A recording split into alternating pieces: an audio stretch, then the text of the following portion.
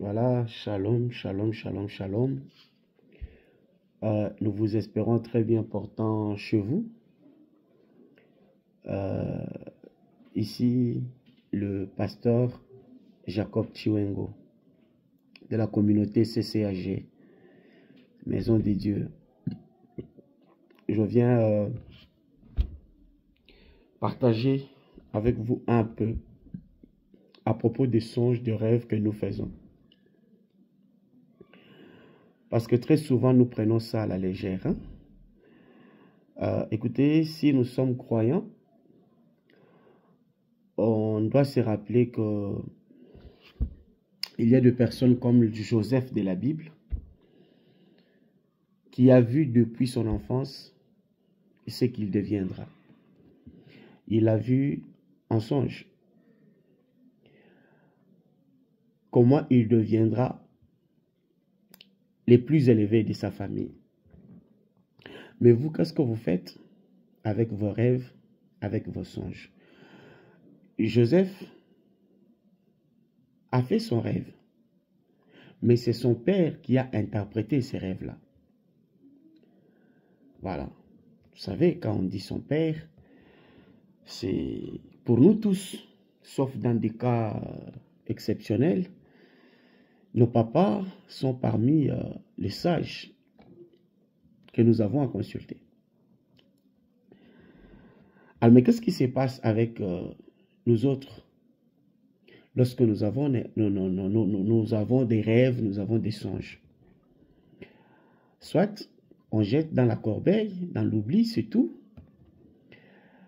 Soit encore, on va amener ça chez un voisin, un ami de service, tout ça. Et écoute ce que j'ai rêvé. Cet ami-là, qui n'est pas forcément un sage, il peut l'être dans des cas exceptionnels, mais pas souvent. Peut-être un ivrogne, peut-être un dépravé, peut-être encore quelqu'un qui ne maîtrise rien de la spiritualité. Parce que les rêves, ils relèvent de la spiritualité aussi. Alors, il va vous dire ce que lui pense, et puis vous riez, et par moments, vous prenez même les idées de votre collègue, votre ami, et vous mettez en pratique sur votre vie. Ce qui risque de vous pourrir la vie. Lisez la Bible. En Égypte, un des pays plus puissants au monde depuis,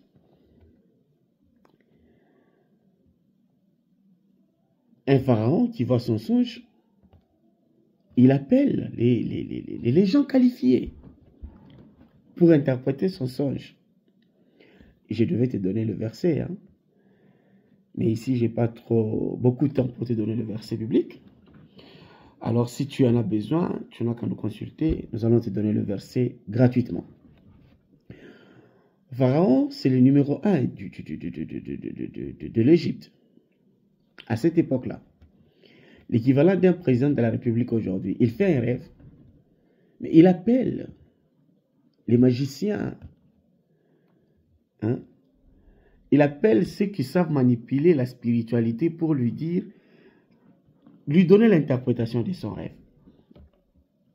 Dans ce contexte, Joseph a pu sauver l'économie égyptienne pendant au moins 7 ans, qui devraient être les années de misère. Mais dans un rêve, Pharaon a vu et il a fait venir les gens pour interpréter. Il y a ceux qui n'ont pas pu, mais Joseph a pu. Finalement, il a donné l'interprétation et on a pu se conduire correctement et on a évité la misère aux Égyptiens de ces temps-là. Il n'y a pas que Pharaon à qui Dieu pouvait parler dans le rêve. À nous tous, Dieu parle. À toi aussi. Tu dors, tu fais un rêve, Dieu te parle. Mais qu'est-ce que tu en fais? Qui interprète tes rêves? Qui interprète tes songes? Alors je viens ici t'interpeller. Parce que déjà dans la Bible, lorsque vous lisez dans Job, Dans Job, il y a Dieu qui dit que lorsque les hommes dorment profondément, alors Dieu vient en songe, il parle à ces hommes, il leur donne des avertissements, c'est-à-dire il prévient. Le texte dit clairement que c'est pour éloigner l'homme du danger. Dieu parle. Mais dans ce texte-là, malheureusement, on dit l'homme ne fait pas attention à ça. C'est peut-être une des causes qui nous rapporte les malheurs. Fais attention à tes songes, ne le méprise pas. Vas-y avec auprès de personnes qui peuvent bien t'en donner l'explication. Un songe peut désorienter toute ta vie, comme un songe peut éclairer toute ta vie. Ne néglige pas cela, c'est très, très, très important.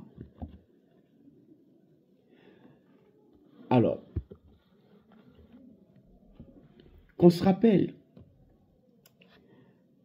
venons dans le Nouveau Testament, où Pilate est au tribunal. Il doit prononcer la sentence sur Jésus. Il y a sa femme qui va le souffler et dit, « J'ai trop souffert en songe à cause de cet homme, qu'il n'y ait rien entre toi et lui.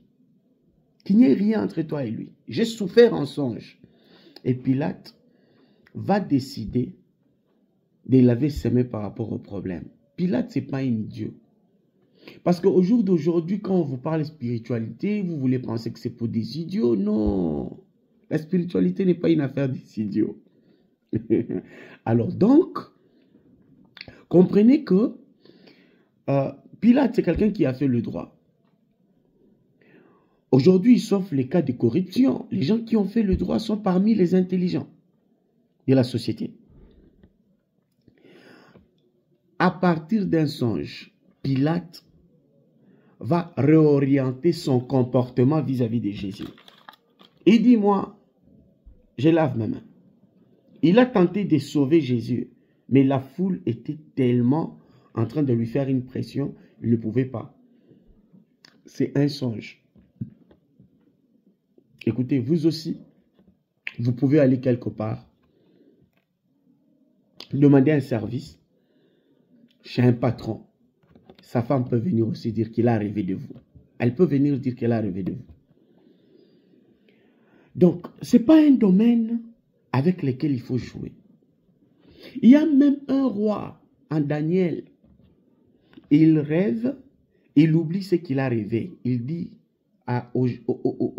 comment je vais les qualifier, à ceux qui sont censés interpréter ces songes, ces rêves. Le prophète de la cour, le magicien, les astrologues, venez me dire ce que j'ai rêvé. Imaginez l'équation. Moi, j'ai fait un rêve, j'ai oublié ce que j'ai vu. Vous dites-moi ce que j'ai rêvé et puis donnez-moi l'explication là-dessus. Écoutez l'importance que ces messieurs donnaient à ces songes-là. Il sait que j'ai fait un rêve. Je sais que je fais un rêve, mais je ne sais pas de quoi il s'agit. Mais ça ne peut pas passer comme ça parce que c'est un message que je dois saisir. Il dit, venez, je vous paye pour ça. Dites-moi ce que j'ai rêvé. Et puis, donnez-moi l'explication. Alors là, c'est Daniel qui a sauvé les gens qui devraient donner l'explication parce qu'il leur a dit, si vous ne me donnez pas l'interprète, d'abord, vous ne me rappelez pas ce que j'ai rêvé, et puis vous ne m'en donnez pas l'explication, je veux vous détruire, vous et vos familles, vous et vos maisons. Ils ont été sauvés par le Dieu de Daniel, qui est ton Dieu, qui est mon Dieu. Voilà. Alors donc, quelqu'un qui s'est dit, non, je fais un rêve, j'ai oublié. Mais comment je peux oublier mon rêve? Non, non, non, non, non, non. Est-ce que toi aussi, tu as des gens capables de te dire ou de te donner l'interprétation des rêves à ce niveau-là? Écoutez, à lieu et place d'aller chercher, je ne sais pas, un monsieur caché dans un coin reculé une dame réputée dans ces coins-là. Il y a un Dieu qui parle à tout le monde. Pour que Dieu te parle en songe, ça ne demande pas que tu sois saint, que tu sois un prophète, que tu sois l'homme, le roi, comment il s'appelle encore? Le nom m'échappe. C'est lui qui avait pris la femme d'Abraham. Dieu est venu lui parler en songe. Ce n'était pas un saint, ce n'était pas un prophète. Dieu est venu lui dire, la femme que tu as dans ton lit là, c'est la femme d'un prophète. Il faut retourner cette femme-là. Vous voyez, il a entendu, il a suivi. Alors, c'est un moyen par lequel Dieu parle à tout le monde. Il vient te dire, regarde ce que tu es en train de faire n'est pas bon. Arrête. Regarde, il y a un piège devant toi, recule. Regarde, lève-toi, prie. Mais nous négligeons souvent cela. Pourquoi? Pourquoi? Je viens te dire, hein, ne badine pas avec tes rêves. Prends des rêves que tu fais au sérieux. Prends ça au sérieux. Et tu dois avoir quelqu'un pour ça. Aujourd'hui, on vous fait voir que tous les pasteurs sont des escrocs. Voilà. Le mal chez vous, c'est que vous refusez les pasteurs. Alors, vous les remplacez par qui? Soit vous ne voulez pas d'un pasteur, allez-y prendre un prêtre. Allez-y prendre un prêtre. Vous refusez le prêtre, prenez un pasteur, prenez un conducteur spirituel capable de vous lire ce que vous ne pouvez pas lire par vous-même. C'est très important. C'est très important et c'est très capital. Les dimanches ici, j'ai tenté d'expliquer un peu sur les songes. Je n'ai pas eu un bon enregistrement, mais je vous reviens là, en bref, pour vous dire que par les songes, vous allez savoir si il y a une destruction devant vous ou si il y a une bénédiction devant vous par votre songe. Et c'est le moyen le plus facile où Dieu vient à vous, il vous dit les choses. Je ne dis pas par le songe des autres, mais ça peut arriver. Vous savez, la femme de Pilate a fait un rêve avec lequel elle vient influencer Pilate. Alors, c'est sa femme, hein? Écoutez. Donc, si Pilate meurt, ou si Pilate mourait, cette femme va rester veuve. Mais vous, c'est la femme du voisin qui va faire un rêve pour vous. C'est un garçon de votre avenir qui va rêver pour votre famille. Pourquoi? Parce que chez vous, vous ne dormez pas. Chez vous, vous ne dormez pas. Il faut que le voisin puisse faire des rêves à votre place. Il faut que vos tantes... écoutez, dans des cas particuliers, oui. Hein, un proche, ton enfant, ton père, ta mère, peut faire un rêve pour toi. Au-delà de ça, c'est un conducteur spirituel qui est chargé de gérer cet aspect des choses. Eh bien oui. Mais toi, regarde. Même ton collègue de classe va venir, j'ai rêvé, et puis tu as cru. Mais dis un peu à ton Dieu là. Toi, tu ne dors pas. Pourquoi Dieu ne vient pas te montrer à toi-même? C'est comme ça que des gens se soulèvent à gauche, à droite. J'ai rêvé le président de la République, j'ai rêvé le président de la République. Mais quand le président de la République était encore à limiter là, qui rêvait de lui? Voilà. Écoutez, si Dieu veut donner un message au président de la République, Dieu sait que si il venait dans le rêve de sa femme, donc tout de suite là, le message va arriver. Dieu n'est pas un idiot. Toi qui ne sais même pas par où tu vas passer, alors tu vas embêter le président de la République à la télé. Dieu m'a parlé, Dieu m'a parlé. Non, écoute, Dieu n'est pas un idiot. Dieu sait que si je donnais le message à celui-là, ça va vite arriver. Si je donnais à celui-là, ça va vite arriver. Toi qui prends ta vie à la légère, c'est tout le monde qui doit venir te dire, j'ai rêvé de toi, j'ai rêvé de toi. Et surtout vous qui rêvez les gens, j'ai t'ai rêvé, tu es mort. J'ai rêvé les cercueils chez vous. Et vous ne pouvez pas voir les cercueils de vos propres maisons là. Vous ne pouvez pas rêver de vos propres malheurs. Comment vous allez sortir de votre propre malheur? Vous voulez rêver chez les voisins. Pourquoi? Dites à votre Dieu que vous aussi, vous avez des problèmes. Rêvez de vos problèmes. Rêvez comment vous allez sortir de vos problèmes. Ça va vous aider. Ça va sérieusement vous aider. Rêvez comment vous allez sortir de vos problèmes. Très important. Et je dois ici vous signifier que c'est très important de ne pas laisser tout le monde gérer votre vie. Écoutez, pourquoi nous avons des murs? Pourquoi nous avons des clôtures? Pourquoi?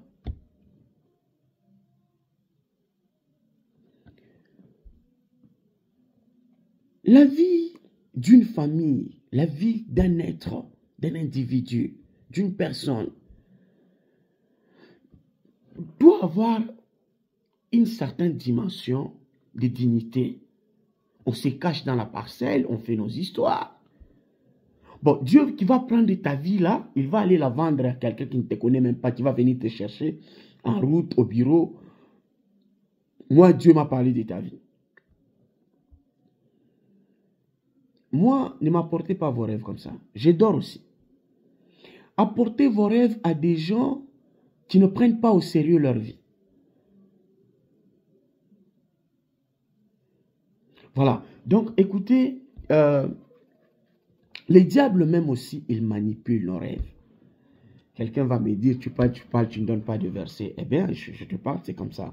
Les versets, il y en a. Les versets, il y en a, si vous voulez nous consulter. J'ai dit, c'est gratuit. Nous allons donner le verset.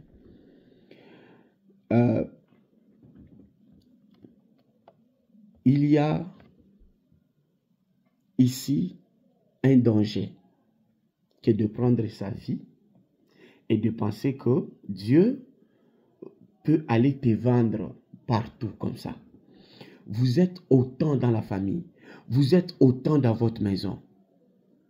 Mais c'est ton ami de service qui vient te dire qu'il a rêvé de ce qui va arriver chez vous. C'est que vous avez des problèmes avec Dieu. Pourquoi Dieu ne vous parle pas? Non. Soyez en paix.